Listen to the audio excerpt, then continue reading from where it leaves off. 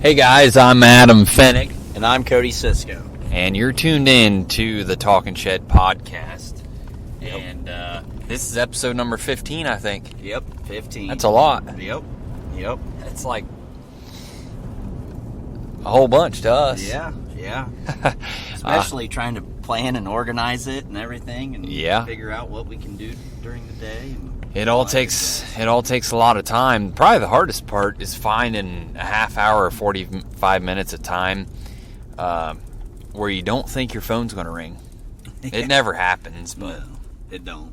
The phone always rings when we're recording, but yep, that's all right. We'll call you back. Don't worry. Yep. So today, what are we up to today? It's snowing. Yep. Today is the snow day. Yep. The Snowmageddon. Winter storm landing. Yeah. Is here. Yeah. Yep. And so far we've survived. Yep. Last night it started snowing at probably 7 o'clock, and I woke up this morning and there was probably 3 or 4 inches out there. Yeah. This morning. Yeah, I'd say so. Yeah, I'd say we probably got about 3 inches overnight, and it started back up. I shoveled the driveway this morning, and it blew it right back shut within about an hour and a half. So, but yeah, I don't know. A lot of things closed today. I mean, Dad told everyone to kind of stay at home, but the roads really weren't that bad. I came out to the shop at probably 8:30 this morning, and I didn't think it was too bad. Yeah, no, it wasn't too difficult. I mean, you kept her under 40, you were good. Yeah. I mean, 4-wheel drive and driving slow will get you anywhere you need to go. Yep. So, That's right. Yeah, so this morning, Cody and I, we were the Lone Rangers in the office this morning. We had some paperwork to take care of. We shot some videos in the shop. And I love when guys are in the shop, but it makes it a lot easier to record videos when they're not. Yeah, and nobody in the office. No, the phone isn't ringing. We're not stressed. They're trying to figure out things, what we need to get done next, and worried about somebody interrupting you. Yeah, it made video shooting pretty nice this morning. Yeah, so we talked. We shot a few different videos. We went in the warehouse and talked about some inventory that we've got, and I think we're going to fly the drone later in this snow. I've flown the drone in a lot of wind before, but I don't know if I've ever flown in snow. I don't think it's going to hurt it one bit. Yeah, but I'd say we'd be all right. Yeah. It'll be pretty cool. It'll be some sweet footage. Oh, it will. Yeah. Yeah, I mainly want to show everyone the lot. Since everyone's cooped up inside, I'm sure they're glued to their smartphones or tablets or computers, so we got to give them some content to look at, and why not shop on the internet? Exactly. So yeah, today's the big snow day. I guess it's not over. It's 3 o'clock in the afternoon here, and it's still snowing. Yep. Been snowing most of the day. Yep. And yeah, I mean, Cody and I, we kind of ran out of things to do there at the office. So we headed up here to Wert. Yep. Went to basically went and Century Trading. Yes, went up to Century Trading and got some tools. Bought some tools and all that stuff to make sure our shop guys are able to fix all the things that we sell. That Century Trading place is crazy. I mean, they got every bell and whistle you could ever want. It's insane. Far as a tool. It's like a Walmart for tools. It is. I mean, rope, cable, chains, clevises, impacts. They got more Milwakee stuff than I've ever seen. Yeah. And it's just nice because you can go in there and you know what the shop guys have been saying. Oh, we need a new one of these. And you get home and there it is on the shelf. And next time you go to use it, you're like, man, I'm so glad I went there. Yeah. But it's really hard. I mean, you get to the cash register and $100 doesn't go very far in that store. No. But you might be able to walk out of there with half of one thing with $100. Right. But I tell you what, the new tools they've got out today, it saves you so much time. And for us, being efficient in the shop, being able to push equipment in and out by having the right tools, that's what it's about. Yeah, not only in the shop, but on the road as well, you know. That's why we have our equipment trucks loaded down with tools and service trucks and all that stuff, you know. Right. Sure does make it nice. Yeah. it's worth investing in that. So, but yeah. So let's rewind to last night. What we have going on last night? Adam? Last night we had our big Salford meeting. That was a great time. Yep. We like we talked at the meeting, we weren't going to have an open house this year. We simply don't have time, and we wanted to get together. And we've had some Salford meetings in the past. It's always great to talk Salford products, and so we invited customers up there to Boardwalk in Salina. Yep. Some of the best food. I tell you what. Oh man, we had some prime rib last night, and it was very good. Right. Very good. I had never had their prime rib, but which is only on their catering menu, I think. Like, I don't think you can walk in there and just get prime rib. No, yeah, I'm pretty sure it's only a catering deal. Right. Mm-hmm. So I've had a lot. There are a lot of seafood based. Fish tacos, calamari. Yep. Well, they're right there by the lake. So sure. It's called Boardwalk for a reason, I guess. But man, that was a great turnout last night. Had some guys from the shop come up, and that was a good time. Yeah. Yep. That was a great time.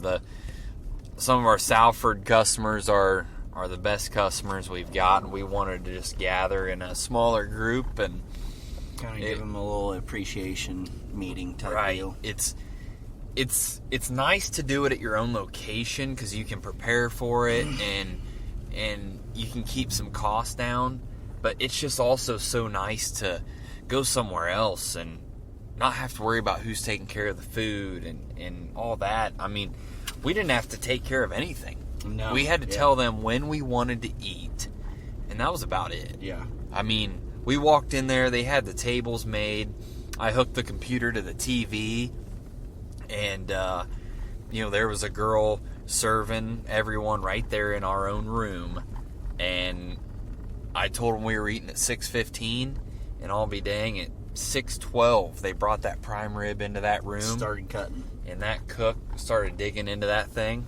Gosh, dang, that was good. Yep. The macaroni and cheese. Yeah, the macaroni and cheese was awesome. I'm looking forward to eating about 5 pounds of that here in the next week. Had baked beans, baked potatoes. Some mini sliders. Yes. Those were very good. I had some of those for lunch today. Yes. It was a good turnout. It was a good way to get, like Adam said, a lot of our good loyal Salford customers to come over and basically say thank you for, helping support us and support the Salford team, and it was awfully nice. Yeah, well, you can never do that enough. I mean, the team, we talked a lot about the team that we have, and that's our backbone, and you and I, Cody, we're in sales, and none of that happens without them. Right. Everything we sell has to go through the guys in the shop, and the guys in the shop have to get that stuff put together, ready to go, and delivered, out to the customer in working order. Right. And it's very important that everyone works together to do that. Yep. So. Yep. Basically, it starts with us, and then it goes to the service guys, and we rely on the service guys to help us out whenever we need their help. So, right. And they rely on us whenever they need our help. So. Yep. Yeah, we were worried about the meeting when we booked it. Of course, we always try to do stuff in the middle of the week. You don't want to do it on a Monday or a Friday. So we thought Wednesday. And, of course, it looked good from 3 weeks out. But then as this whole quote-unquote winter storm was honing in, we weren't sure if Boardwalk would be open, if anyone would want to come. And I know there were plenty of people that stayed home because of the weather. Yeah. Which is fine. I get it. Some of them had to drive 45 minutes right, to an hour away. Yeah. Right, a fairly long way. Mm-hmm. So, yep. No, that was a good time. So that was last night. Today's Thursday. No one was really in the office today. Yep. Tomorrow's Friday already. Yeah. And it is also the last weekend of Ohio's bow season. It is. Yep. It's hard to believe that it's the end of it, but I listened to some podcasts on deer hunting, and I talked to people in other states. Ohio is one of the states you can bow hunt through January and into February. It is pretty awesome. Yeah. I mean, I've taken it for granted because growing up, that's how it's always been. Right. You can bow hunt from the end of September to All the early way, February. Yep, exactly. There's states that have been done bow hunting for 4 weeks now. Yeah. Which, granted, A little chilly. let's be honest, you can risk some bucks losing their antlers already. Right. And most people should try to be not like myself, and you should just kill your buck in November. Yeah. I wish I could do that, then I don't have to freeze my butt off every January trying to shoot one. But it is a great time to hunt them. They're pretty predictable. If you can hunt over a cut cornfield, oh man, it is phenomenal hunting. I shot a doe probably 4 weeks ago now during Ohio's muzzleloader season, and that was awesome. There was a pack of 25 of them came out, and I was in the perfect spot. The wind was great, and I was able to get her at probably 30 yards. Yeah. And so winter hunting's fun. You get snow mixed into it, man. They look real pretty in the woods, and yeah, there's nothing like hunting whitetail and whenever it's snowing. Right. It's my favorite. Oh yeah, it's different. It's different. It's awesome. I love it. And yeah. Yeah, it was quite. Well, next week we start our first adventure down the Louisville Farm Show. That's right. Yep. Louisville Farm Show starts 2 weeks from yesterday. February 16th is the first day, and we're going to bring the first trailer load down next Thursday, 1 week from today. Yep. Grandpa's going to take the first load down. He's just going to bring the enclosed trailer, and then more people are going to filter down over the weekend, and then I think I'm heading down Tuesday or Wednesday. I can't remember, but that'll be a great time. I love Louisville so much because you get to be reunited with so many people that you haven't seen in a long time. You see so much new equipment, you get new ideas, and that's the best of the best for me. I know you haven't experienced it yet. Yep. But man, it's an awesome time. We got some of our shop guys are going to come down. Most of them have. I think they're pretty bummed. Yeah, most of them have never been there, but I just want them to see the different stuff. They're going to see the Salford booth. They're going to see a lot of this equipment, and hopefully it'll give them a better understanding of why things go the way they go, I guess. A lot of them wonder, why in the world does this guy want to put this cover crop seeder here, or why is he doing it this way? But going to something like that, I think, will help them in a big way. Yeah. Mm-hmm. So, Louisville Farm Show, I don't know what the crowd's going to be like. I really don't. I'm sure it'll be good. They shortened up the show a little bit. It's 9 to 5 now, which I'm fine with. It used to be 8 to 6. And we would show up there about 7 o'clock in the morning. Yeah. And because that first hour, we'd call it the golden hour, before the show would start, that was the best. Because that was when you could walk around the show. They would let the exhibitors in early. You could walk around the show and get to see the whole thing before the show started. Get you a cup of coffee, make your rounds, go talk to other vendors and friends, and you'd get that hour to yourself in the morning. To get everything grouped together before the chaos would start. So I still plan on getting there super early and walking around, because that is my favorite part of the whole deal.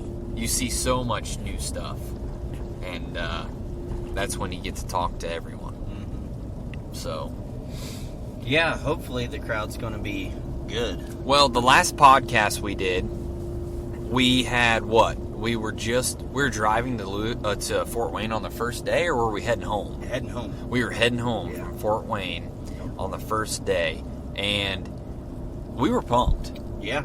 And Fort Wayne show almost got better and better each day. Yeah, it was weird. You know, from what you've always said, usually the middle day is your best day, and then the last day is like nothing. Like nothing usually happens. But, that's kind of how Indianapolis was for us this year. But, each day at Fort Wayne, it kind of seemed like it just got better and better. Right. It was a great show. We weren't sure what it would be like. Great show. Mm-hmm. It was awesome. No question, we're going back again. And, but Fort Wayne's so awesome because it's so close to home. There we get so many local guys there. Right. And it's hard to beat that. There's not too many places you can go and sit in one spot and have just a parade of local loyal customers come to your booth and talk to you. Hand them a pocket knife. We were giving away some buffet tickets for lunch. Yep. And it was a great time. We had the salesman in. I think everyone learned a lot. Seth and Tammy weren't able to make it there. They were down in Florida. We had, I should have went with them. Yeah. I didn't. You didn't miss them by much. Did they ask you to go? No, they didn't ask me. They didn't ask me. Seth acted like he was buying a condo down there, though, so he was going to invite us out whenever he wanted. Okay. So, well, I'm going to have to talk to him about that. Yeah. Yep. Well, we'll have to somehow get him to listen to this podcast. Maybe. I don't know. Okay. Well, Jake was there. Kevin was there. Yep. You and I were there. Well, obviously. I say Kevin was there. Of course he was there because that was the night that Purdue got beat by the Hoosiers. Yeah, that's right. They got beat by IU. Kevin Tushlag, who is a huge Purdue fan, he's our salesman from Richmond, Indiana. Yeah. He's a huge Purdue basketball, and he was talking how the Hoosiers they don't have a chance. Sure enough, that night, Hoosiers pulled through and beat the Boilermakers. I couldn't believe it. Yep. I told him the next day, I said, I'm not going to say a word because it's happened to me plenty times. Heck, I'm a Buckeye and a Cowboys fan. I live that life all the time of getting beat when you shouldn't. Yep. So, and of course, we had to hear it about last weekend about how Purdue came back, or Purdue beat Ohio State. Right, Purdue beat Ohio State, and of course Mackey Arena just lit up when they hit the final three to win by, the game was tied with 3 seconds to go. Purdue runs it down the court, passes it a few times, they throw up a three and sink it with a half a second to go. Of course, they win the game, and Mackey Arena lights up, and it's like, you just beat, Purdue, who's supposed to be the best basketball team there was, just beat a marginal Ohio State team. I mean, you should beat them. Yeah. That's why I tell Kevin anyways. Yeah. He had to throw that one at me too. Yeah. But anyways, Fort Wayne Farm Show was a great one. Mm-hmm. And it gave me a lot of confidence about how Louisville's going to turn out. And so yeah. What kind of stuff, Cody, would you say has been selling or trendy since we last had our podcast at Fort Wayne? Been selling a lot of Enduraplast sprayers, actually. Yeah, what's up with that? I'm not sure. I don't know if guys are just gearing up for spring and just thinking about it. I say what's up with that. What I mean, we always sell a bunch of Enduraplast sprayers. Yeah. They're a sweet sprayer, but it's usually like in April, season. May, yeah. Right. In season, and it's... Today alone, Ike, you and I have fielded 2 or 3 calls on them. Yeah, pretty easily. Yeah. Mm-hmm. So, hey, that's great. We put in a big order of them there a couple weeks ago, so hopefully we're prepared, but... Yeah, Enduraplast sprayers. Yep. What else? BBI spreaders. BBI spreaders for me. Yep. Liquid storage sinks have been hot. Right, those things have been pretty popular since about October, I think. But yeah, here recently we've sold more and more. Mm-hmm. The BBIs, a lot of guys are just wanting to get away from the co-op. They're wanting to take control of spreading their own fertilizer, and a lot of guys are just seeing it pencil out to where it's worth them just going out and buying a spreader instead of paying somebody to go out and applicate it for them. Right.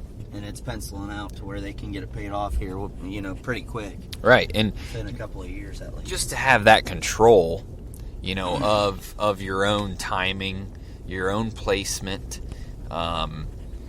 You know, you can take the time to calibrate that spreader. You know it's going to work when you need it to, and if it doesn't, you know who to call, and that adds a lot of value. So, yeah, BBI spreaders. I sold, I think, 3 Liberties in the last 3 weeks. Kevin's working on selling a used Magna spread today to a gentleman. Liquid applicators. Yeah. G's and Pete's. Those things are on fire. Yeah. Especially used. Yeah. 15 rows. Yep. Yeah. Holy smoke. 15 rows are on fire. Yeah. Like, and we don't have many used ones. That's the only problem. I think we only got like 1 or 2 left. Right.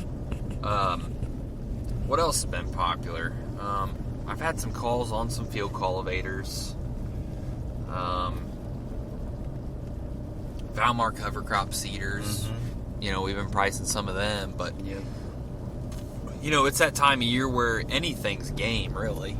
You know, it's not like in June, July, August when you won't sell a row cleaner or a closing wheel for 4 months. Right. You know. Right. Yeah, I mean, pretty much anything's game right now. Yeah. And, you know, basically guys are sitting cooped up in their shop, and they regenerate their ideas that what they had back in, you know, July or August, and now it's like, oh yeah, now I want that. Right. And so they get it back fresh in their mind, and that Y-drop toolbars. I mean, that's been pretty hot too. So yeah. I mean, basically about everything right now is kind of just selling. Right. Yep, it's been very busy. When we get back to the shop, we're going to fly the drone over the shop and do a cool video like we talked before. But you're going to see that probably about half of the stuff on our lot right now is spoken for. We just have to get it delivered and out of there, which the snow isn't going to help that. That's my least favorite thing about the snow is, you know, when the roads are clear, heck, we can line up a delivery tomorrow.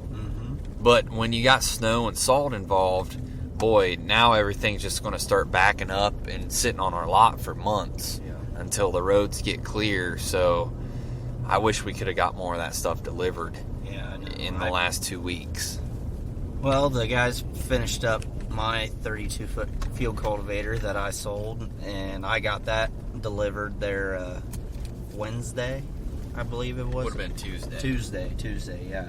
I delivered that Tuesday, so yeah, it was right there in the window. I knew we were wanting to get it delivered, so that thing's wide. Man, that thing's wide.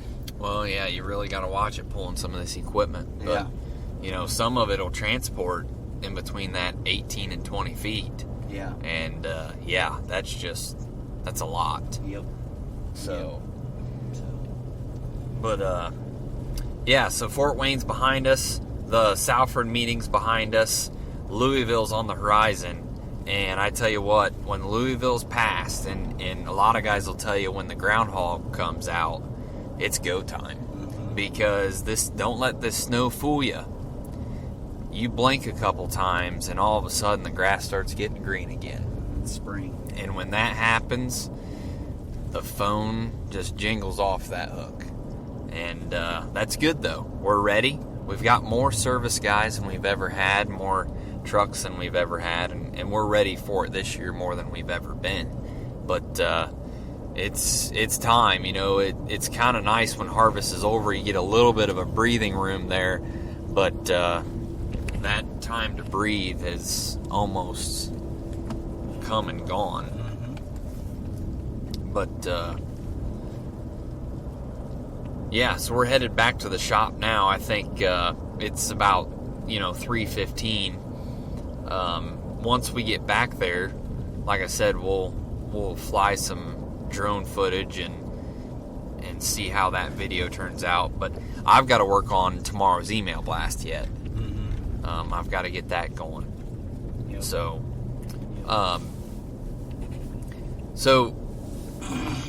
Cody, when guys are calling into the shop there, and they're either calling your phone or, getting a hold of you through your own cell phone, or they call in the office, what kind of stuff are guys looking for out of a salesman? And what do you need to do to help them, to get them the product? Basically, one is answering your phone. Answering the phone and being there for them whenever they call is probably number one in my book. Right. 2 is having knowledge of the product and trying to analyze what he's trying to convey to you as far as what he's wanting to do, and giving him the best solution that we can offer to him is 2. Would you say that a lot of times a guy will call in and he knows he wants to do something different, but he doesn't really know exactly what it is he was wanting to do? Yep. Yeah. You kind of just feel him out and say, all right, well, what do you think about this? And so you kind of throw options at him to see what he bites on, or see what he thinks will work for him. Right, because he's going to start to get more and more interested in the one that fits his operation. Correct, because every operation is different and everybody runs it differently. And so from there, obviously we talk about price and stuff like that. Well, getting a quote turned around quickly to him is very, very helpful to him as well. So he's got time to think about it, and he can call me within the next day or two and tell me if it's a yay or a nay. Right. So. Right. It's not one of those long, dragged out processes where, we're quoting something out and it takes you a week to get them a quote. Well, anymore, most of the guys that are calling in, they're looking for information, but they're fairly educated already, thanks to YouTube and the World Wide Web. And they're calling in, they want some more of those fine details. And then they want a quote, and you got to turn that quote around really fast. Because they're likely looking to close the deal in 1 to 2 days. Yep. It's not very often that a customer calls in on 1 week and closes the deal on the next week. Right. It's usually all done in the same week. Say he calls you on Tuesday, it's usually done. If you're going to have the deal if he calls you on Friday and says, hey, let's do it. Well, yeah. But typically, it's not he called me on Monday, I'll see what he says about it next Wednesday. Yeah. It's usually pretty fast, and the guys calling in are rather educated. Right. But sometimes we get calls, from everywhere. What about that one you fielded today from Dad's phone? Yeah, so he was wanting to know. He was very educated on the sprayer. I'm talking about the planter tank. Oh, yeah. So he was basically wanting to add a tank to his planter that he seen on YouTube. So he watched one of our videos from YouTube and seen that we added a 300-gallon Enfuro tank back behind his 450-gallon tank on a John Deere 1770. And he was asking me all these things, and he's like, yeah, do you have one in stock? I said, yep, I do. You have the tank in stock? Yep, I do. Just having that stuff readily available, and having the answers quick, and, he's sitting there asking me, well, what would all that cost, And it's like, it's this.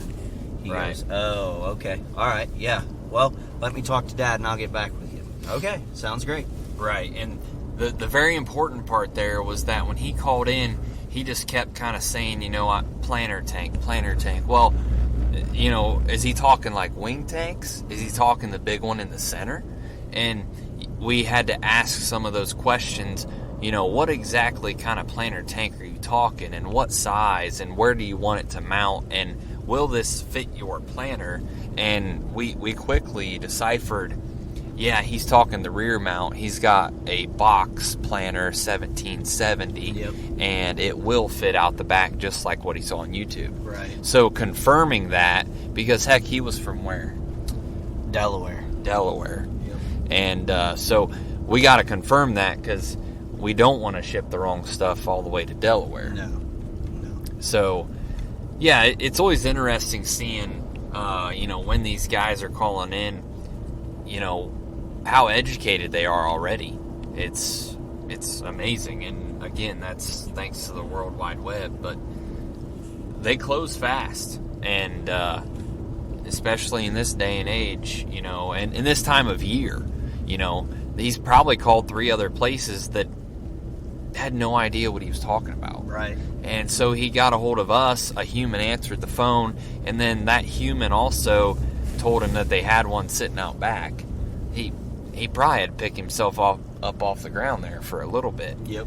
But yeah, it's the time of year where if you got to have it in stock, and man, we're working hard to keep all these parts ready to go and ready for everyone to rock and roll. I'm sure, I had in my mind I would talk a little bit about the commodities, but I think that's I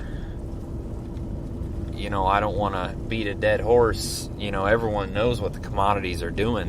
What they did this week was crazy. Beans were up a whole bunch, and so it's interesting. I know guys are still going to plant plenty of $6.38 corn, no matter the input prices, and there's money to be made there yet, of course. Yeah. And so it'll be interesting.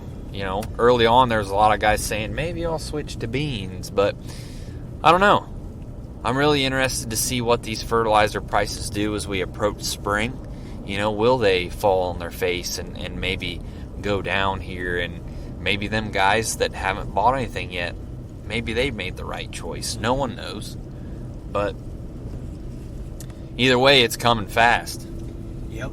Yeah, it'll be here before you know it. Yeah. This is the shortest month out of the year, and then boom, we're in March already. Right. So, by the time it's all said and done, March 1st is going to be here, and then we'll be at St. Patty's Day, and then it's game on, boys. Right. And for us, side dress season is almost busier than planter season. Yeah. So as soon as... I would say, especially just with troubleshooting calls and stuff like that, right. Not even guys that we sold to, but they see our Raven 450 videos, or they'll see our John Deere rate controller videos, or whatever video they had a chance to see, and they'll be like, hey, can you help me get through this? And yep, sure, and right. So yep, it's coming. Well, we've got some guests lined up that we're going to try and get there at the Louisville Farm Show, and so be looking forward to having more and more people on here. Being our 15th episode, of course we're going to be pumping out probably 100 of these a year, so we'll have quite a few guests lined up, and yeah, we enjoy doing it, and today was a great day to do it on a snow day. Yeah, absolutely. It was a great day to do videos. Obviously the podcast. It was just a kind of a good day to kind of get everything that we had built up from the week, and kind of gave us a chance to relax on the paperwork side of things, and we weren't bound for time or anything like that. So right. Well, that's all we've got for today. We're still driving through the snow, making our way home from Van Wert. So everyone stay safe out there, and hopefully we get to see you at the Louisville Farm Show. Yep. Thanks for tuning in, guys. We'll see ya.